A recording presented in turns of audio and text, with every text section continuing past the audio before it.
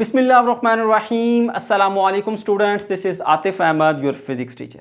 बच्चों, आज की इस वीडियो में हम डिस्कस करने जा रहे हैं पेयर इनहेलेशन। इसके अलावा इस टॉपिक का एक और भी नाम है, इसे हम इनहेलेशन ऑफ मैटर के नाम से भी जानते हैं।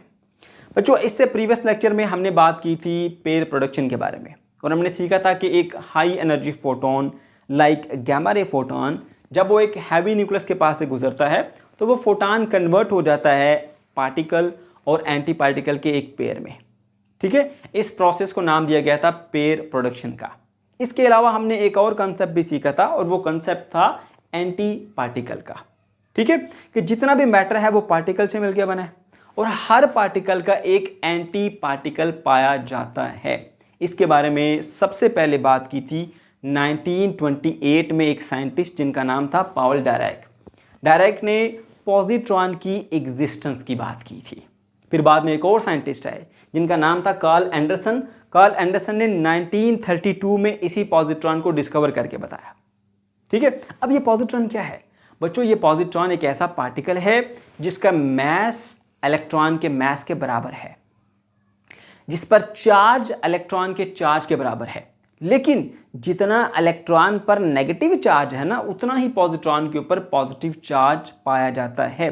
तो ये जो पॉजिट्रॉन है ये इलेक्ट्रॉन का एक एंटी पार्टिकल है। इसके अलावा और बहुत सारे पार्टिकल्स के एंटी पार्टिकल मिले, जैसे न्यूट्रिनो का एंटी न्यूट्रिनो मिला।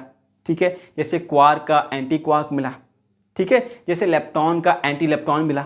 तो कहा गया कि हर पार्टिकल का एक एंटी पार्टिकल एग्जिस्ट करता है, हर पार्टिकल का एक एंटी पार्टिकल पाया जाता है जो कि मास में इसके इक्वल होता है। इसके अलावा जो उस पर चार्ज है वो भी बराबर होता है, लेकिन चार्ज की नेचर अपोजिट होती है। ठीक है बच्चों, ओके। अब हम बढ़ते हैं अपने मेन पॉइंट की तरफ और वो है जी पेयर इनहेलेशन। बच्चों, लफ्ज़ इनहेलेशन पे गौर करें। इनहेलेशन से मतलब आप ये लीजिए कि ख़त्म हो जाना। ठीक है, अब यहाँ पर क्या होता है इनहेलेशन प्रोसेस के अंदर कि एक पार्टिकल और एक एंटी पार्टिकल जब ये दोनों मिलते हैं ना, तो क्योंकि ये एक दूसरे के अपोजिट है, ये एक दूसरे को कंप्लीटली ख़त्म कर देते हैं। ठीक है, इनहेलेट कर देते हैं।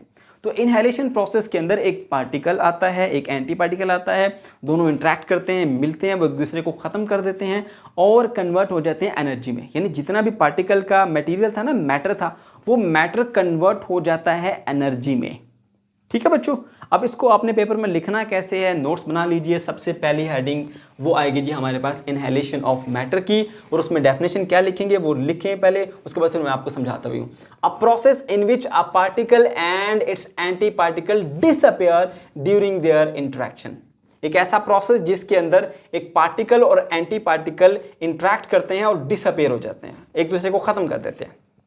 Okay, and the matter of the particle changes into the electromagnetic energy। और जो मैटर था, जो मटेरियल था उन दोनों पार्टिकल और एंटी पार्टिकल का, वो कन्वर्ट हो जाता है इलेक्ट्रोमैग्नेटिक एनर्जी के अंदर और प्रोड्यूस करता है, प्रोड्यूसिंग द टू फोटॉन्स, उससे दो फोटॉन मिलते हैं। ठीक है, in the range of gamma rays, जिनकी एनर्जी गैमा रेस की रेंज के अंदर होती है।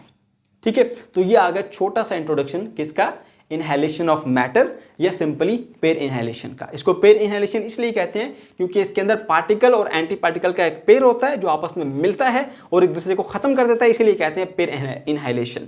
ठीक है, पार्टिकल एंटी पार्टिकल पेयर हो गया, मिले, खत्म कर दिए, इनहेलेशन हो गई। कहाँ गया वो मैटर? एनर्जी में कन्वर्ट हो गया। वो एनर्जी कैसे मिलती है? In the form of photons. ठीक है, और वो फोटॉन की रेंज कहाँ होती है? गामा रेस के अंदर। ठीक है बच्चों, ये था इसका छोटा सा आसान सा इंट्रोडक्शन।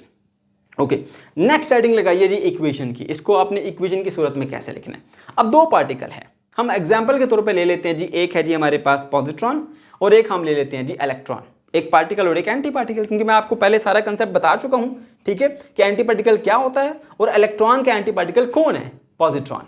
ठीक है, इलेक्ट्रॉन को मैं यहां पर ई नेगेटिव से शो कर रहा हूं, पॉजिट्रॉन को मैं यहां पर ई पॉजिटिव से शो कर रहा हूं। ये आ गया हमारे पास पार्टिकल और ये आ गया उसका एंटी पार्टिकल।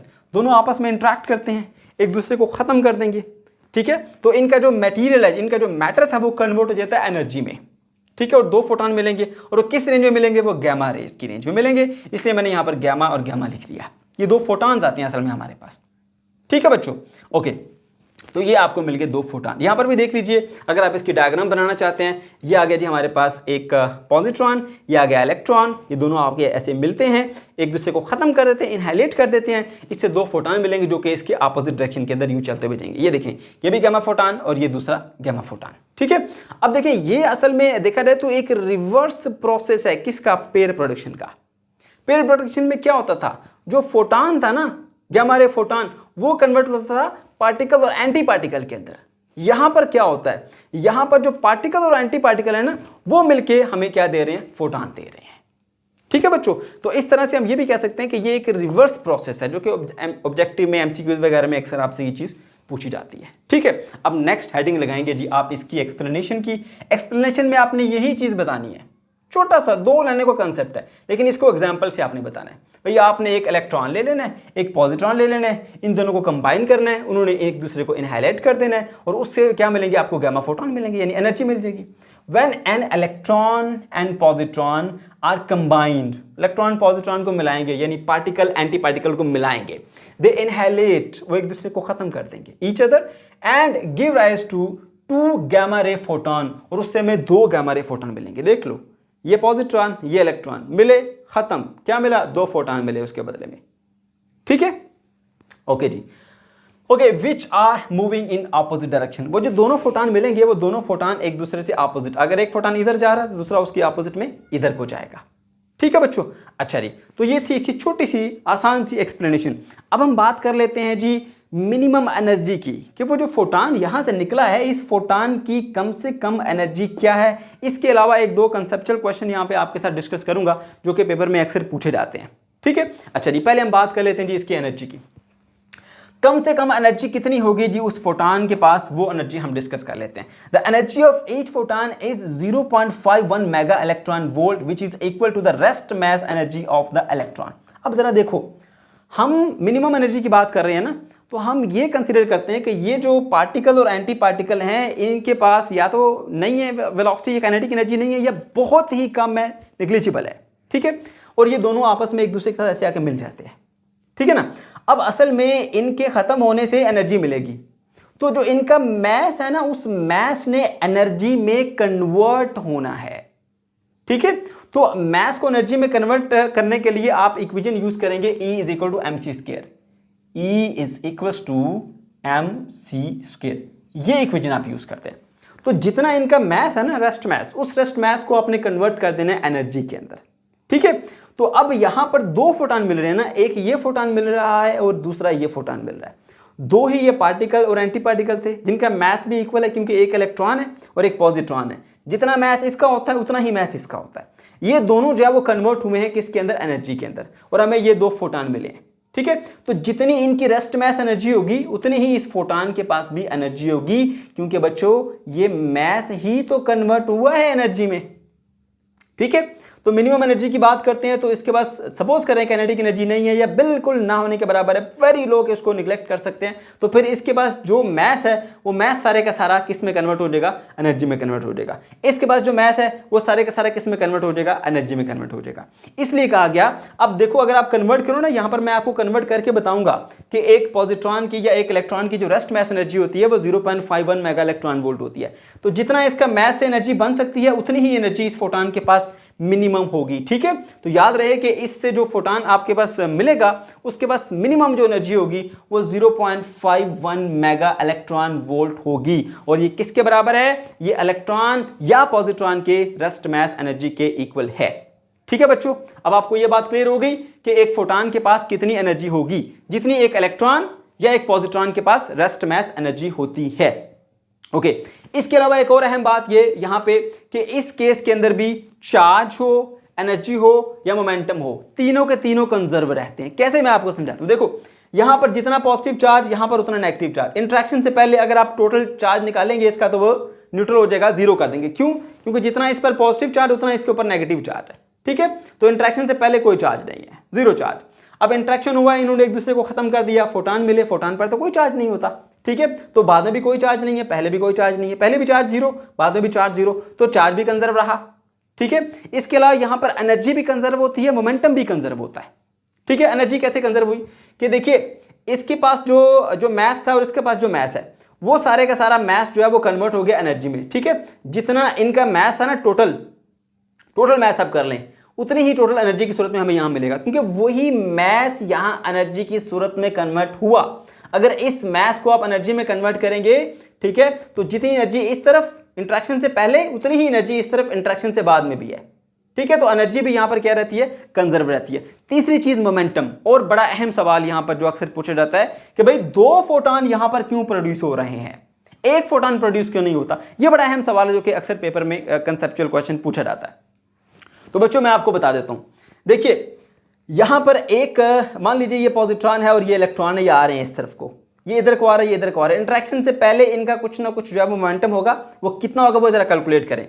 ये इस तरफ आ रहा है, जितना मोमेंटम इसका होगा, ये इस तरफ जा रहा है, जितना मोमेंटम इसका होगा, इक्वल और ऑपोजिट होने की वजह से कैंसिल आउट कर देते हैं। इनिशियल मोमेंटम या बिफोर इंट्रैक्शन मोमेंटम क्या होगा, 0। अब अगर सिर्फ एक मोमेंटम प्रोड्यूस हो, यानी ये वाला प्रोड्यूस नहीं हो रहा, सिर्फ ये मोमेंटम प्रोड्यूस हो रहा है, तो ये चाहे इधर जाए, चाहे इधर जाए, चाहे इधर जाए, इसका कुछ ना कुछ मोमेंटम तो लाजमी होगा ना। तो इंटरेक्शन से पहले तो 0 मोमेंटम था, इंटरेक्शन के बाद अगर मोमेंटम इस पार्टिकल का या इस फोटॉन का आ गया, तो इसका मतलब ये कि मोमेंटम तो कंजर्व नहीं रहा, मोमेंटम की तो वायलेशन होगी, लॉ ऑफ कंजर्वेशन मोमेंटम की वायलेशन होगी। तो ऐसा नहीं हो सकता, इसलिए एक की बजाय 2 फोटॉन बनते हैं कि एक फोटॉन अगर इधर जाता है जितने मोमेंटम से, तो उतने ही मोमेंटम से एक फोटॉन ऐसे नीचे भी आता है। तो इसका मोमेंटम वो अगर आप ऐड करेंगे इसके साथ, तो ओवरऑल मोमेंटम क्या मिलेगा आपको, 0। तो इंट्रैक्शन से पहले भी मोमेंटम 0 था, इंट्रैक्शन के बाद भी मोमेंटम 0 है। तो इस तरह से जो हमारा law of conservation of momentum है वो वायलेट नहीं होता। मैं एक बार फिर से बता दूं, क्वेश्चन ये आता है कि भाई इस प्रोसेस के अंदर 2 फोटॉन क्यों प्रोड्यूस होते हैं, 1 फोटॉन प्रोड्यूस क्यों नहीं होता। तो उसका एक लाइन में आंसर अगर आप माइंड में रख लें, वो ये है कि 1 फोटॉन अगर प्रोड्यूस हो तो फिर law of conservation of momentum violate हो जाता है। इस वजह से 2 प्रोड्यूस होते हैं ताकि ये वायलेशन ना हो। ऐसा क्यों होता है, क्यों, वो इसलिए कि ये जो इलेक्ट्रॉन जो पॉजिट्रॉन है वो इधर को आ रहा है, इलेक्ट्रॉन इधर को आ रहा है, ये दोनों एक दूसरे के अपोजिट हैं। जितना इसका मोमेंटम, इतना इसका मोमेंटम, तो इंट्रैक्शन से पहले दोनों का मोमेंटम अगर आप ऐड करेंगे तो वो 0 होता है। जब ये इंट्रैक्शन करते हैं, एक दूसरे को खत्म कर देते हैं, अगर 2 की बजाय 1 फोटॉन बनता, वो फोटॉन अगर इधर जाता है तो उसको कुछ ना कुछ मोमेंटम होगा। तो इंट्रैक्शन से पहले कोई मोमेंटम नहीं था, इंट्रैक्शन के बाद मोमेंटम आ गया, मतलब law of conservation of momentum violate हो गया। उससे बचने के लिए फिर 2 फोटॉन निकलते हैं। अब ये फोटॉन जितने मोमेंटम से ऊपर जाएगा, ये फोटॉन उतने ही मोमेंटम से नीचे को आएगा। तो इसका मोमेंटम इक्वल और ऑपोजिट होने की वजह से ये एक दूसरे को कैंसल आउट करेंगे। ठीक है, और आफ्टर इंटरेक्शन भी मोमेंटम क्या रहेगा, 0 रहेगा। ठीक है, इस वजह से मैंने आपको बताया मोमेंटम को कंजर्व करने के लिए यहां पर 1 की बजाय 2 फोटॉन प्रोड्यूस होते हैं। तो ये चीज भी यहां पे क्लियर होगी। चार्ज कंजर्व रहता है, इसके अलावा एनर्जी कंजर्व रहती है, इसके अलावा मोमेंटम भी कंजर्व रहता है। ठीक है, अच्छा अब देखिए जितना इनकी रेस्ट मैसेज एनर्जी है, उतनी ही इन फोटॉन के पास भी एनर्जी होगी। ये देखिए, ये m0c² मैंने लिखा, ये हमारे पास आ जाता है जी पॉजिट्रॉन का रेस्ट मैस एनर्जी, m0c², ये इलेक्ट्रॉन की रेस्ट मैस एनर्जी, क्योंकि दोनों का मैस इक्वल है तो रेस्ट मैस एनर्जी भी दोनों की इक्वल होगी। ठीक है, और 2 फोटॉन मिले, उनकी एनर्जी को हम HF + HF लिख देते हैं। तो जितना इस तरफ एनर्जी है उतनी ही एनर्जी इस तरफ भी। ये देखिए, जितने इनके रेस्ट मैसेज उतनी ही यहां पर फोटॉन की एनर्जी। ठीक है, इन दोनों के रेस्ट मैसेज एनर्जी को ऐड कर लो, जितनी एनर्जी मिलेगी उतनी ही एनर्जी इन दोनों फोटॉन को ऐड करने से भी मिलेगी। ठीक है, तो इस तरह से हमारे पास एनर्जी की जो कंजर्वेशन है वो यहां पे दिखती है। ठीक हो गया। अब एप्पल प्लस एप्पल 2 एप्पल होता है, 2m0c², HF + HF, फिर यहां पर एप्पल प्लस एप्पल का फॉर्मूला लगेगा, 2HF हो गया, 2 से कट जाएगा तो HF = m0c² आ गया। अब ये हमारे पास 1 फोटॉन की एनर्जी है जो कि इक्वल है m0c² के, जो कि यहां पर बताई गई थी। अब ये जो m0 है ना, ये इसका रेस्ट मैस, क्योंकि हमने सपोज किया है मिनिमम एनर्जी के लिए कम से कम कितनी एनर्जी एक फोटॉन के पास होगी, तो उसके लिए हम ये सपोज कर लेते हैं कि इलेक्ट्रॉन बिल्कुल उनकी जो काइनेटिक एनर्जी है वो 0 है, और पॉजिट्रॉन की काइनेटिक एनर्जी भी बिल्कुल 0 है, बिल्कुल या इतनी कम है कि वो निगलेक्ट कर सकते हैं। तो उस केस के अंदर फिर इनका रेस्ट मैस लेंगे, वो कितना होता है 9.11 10⁻31 kg, और जो c है स्पीड ऑफ लाइट है वो यहाँ पर पुट कर दीजिए, उसका स्केल लीजिए, इसको आप मल्टीप्लाई करेंगे कैलकुलेटर से तो आपको मिलेगा 8.19 × 10⁻14 जूल। अब ये आ गई हमारे पास उस फोटॉन की एनर्जी, लेकिन ये एनर्जी किस में है, जूल में है। तो जूल से इलेक्ट्रॉन वोल्ट में कन्वर्ट करने के लिए आपको पता है कि 1 जूल जो है वो इक्वल होता है 1/1.6 10⁻19 इलेक्ट्रॉन वोल्ट के। ठीक है, तो आपने जूल से जब इलेक्ट्रॉन वोल्ट में जाना होता है ना, तो हम क्या करते हैं, इस जूल की जगह उसकी वैल्यू पुट कर देते हैं 1/1.6 10⁻19 इलेक्ट्रॉन वोल्ट। तो ये देखिए 1.6 10⁻⁻19 साथ में इलेक्ट्रॉन वोल्ट आ गया। तो बच्चों ये आपको मिलेगा 0.51 इंटू 10⁻6 इलेक्ट्रॉन वोल्ट। 10⁻6 को हम बोलते हैं मेगा, ठीक है। तो इसकी जगह पे हम कैपिटल M यूज कर देते हैं एक प्रीफिक्स, तो ये बन जाएगा 0.51 मेगा इलेक्ट्रॉन वोल्ट। यही वो एनर्जी थी जिसके बारे में बात की जा रही थी कि कम से कम जो एनर्जी होगी एक फोटॉन के पास वो rest mass energy of electron या पॉजिट्रॉन के बराबर होगी, और वो कितनी होगी 0.51 mega electron volt. Okay right. अच्छा, अब सिर्फ ये नहीं कि ये पॉजिट्रॉन और इलेक्ट्रॉन को मिलाने से ही होगा, और भी बहुत सारे जो आपके पास पार्टिकल और एंटी पार्टिकल के पेयर्स हैं इनको मिलाने से भी ये इंट्रैक्शन हो जाता है। तो यहां पर मैंने लिखा है besides electron and positron the process of annihilation of other anti particles can also take place. ठीक है, for example annihilation of proton and anti proton, proton और एंटी प्रोटॉन को मिलाओ तभी इनहेलेशन का प्रोसेस हो जाएगा। लेप्टॉन एंड एंटी लेप्टॉन को मिलाओ तभी इनहेलेशन का प्रोसेस हो जाएगा। क्वार्क एंटी क्वार्क को मिलाओ तभी इनहेलेशन का प्रोसेस हो जाएगा। इसके अलावा अगर आप न्यूट्रिनो एंटी न्यूट्रिनो को मिलाएंगे तो भी इनहेलेशन का प्रोसेस आपको देखने को मिल जाएगा। यानी किसी भी पार्टिकल और एंटी पार्टिकल को अगर आप इंटरेक्ट करा देते हैं तो उससे फिर इनहेलेशन का प्रोसेस देखने को मिलता है। ठीक है, अब जो ये एंटी पार्टिकल का कंसेप्ट है ये बुक में एंड पे लिखा हुआ है, तो मैं आपको पहले ही इसके बारे में काफ़ी डिटेल से बता चुका हूँ शुरू में। सिर्फ एक बार जल्दी से मैं बता देता हूँ कि भाई हर पार्टिकल का एक एंटी पार्टिकल पाया जाता है। ठीक है, जितने भी पार्टिकल दुनिया में है सबका एंटी पार्टिकल पाया जाता है, पहला पॉइंट। दूसरा पॉइंट आपको बताया मैंने कि 1928 में सबसे पहले पॉल डायरेक ने पॉजिट्रॉन की एग्जिस्टेंस की बात की थी। फिर 1932 में ये जो कार्ल एंडरसन उन्होंने इस पॉजिट्रॉन को डिस्कवर भी करके दिखाया था।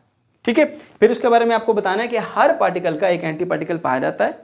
ठीक है, जैसे आपको मैंने ऊपर एग्जाम्पल दिए 3-4 कि भाई इलेक्ट्रॉन का पॉजिट्रॉन है, जो हमारे पास न्यूट्रिनो है उसका एंटी न्यूट्रिनो है, लेप्टॉन का एंटी लेप्टॉन है, क्वार्क का एंटी क्वार्क है, बहुत सारे पार्टिकल हैं, सबका कोई ना कोई एंटी पार्टिकल यहाँ पे एग्जिस्ट करता है। ठीक है, जिसका मैस इक्वल होता है और उनके अगर चार्ज है तो वो चार्ज एक दूसरे से अपोजिट होता है। क्वांटिटी में सेम होता है चार्ज, लेकिन नेचर वाइज एक दूसरे से अपोजिट होता है। तो बच्चों ये था हमारा आज का लेक्चर। अगर आपको कोई कन्फ्यूजन है या किसी किस्म का कोई प्रॉब्लम है तो कॉमेंट सेक्शन के अंदर आप ज़रूर पूछ सकते हैं। अल्लाह हाफिज़।